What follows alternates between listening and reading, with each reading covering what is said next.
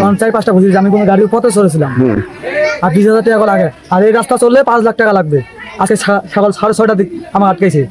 মুসলিম হলো বিএনপির word secretary 4 নম্বর ওয়ার্ডে সদর। তো উনি 20,000 টাকা করে টলি বলতে চাচ্ছে আর কি। 20,000 টাকা দিলে টলি চলবে, না হলে টলি চলবে না। প্রায় 20 ফিট ছিল রাস্তাটা, 20 ফিট রাস্তাটা ছিল, বর্তমান তো 20 ফিট নাই, 10 ফিটে তো ধাই, বর্তমান 10 ফিটে ধাই। তাহলে এই রাস্তাটা মূলত হলো ওয়াবদার। অবদার টাকা পাইছে, ওর দাদু তো টাকা পাইছে, টাকা নিয়েছে এটা।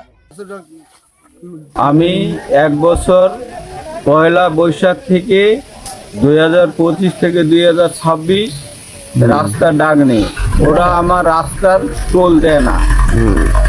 টোল না দেওয়ার ক্ষেত্রে আমি রাস্তায় গ্যামজাম করি, এটা নিয়ে ওরা আমার উপর অভিযোগ করে। এবং আমার প্রাইভেট যে জমির উপর রাস্তা, আমি এই রাস্তা দিয়ে গাড়ি যাইতে দেব না, মানুষ চলবে, আমার কোনো আপত্তি নেই। এখন প্রতিহিংসা করতেছে ওরা। আমার যদি ওরা আমাকে যদি হাইল করে, তাহলে আমি ওদেরকে হাইল করবো না।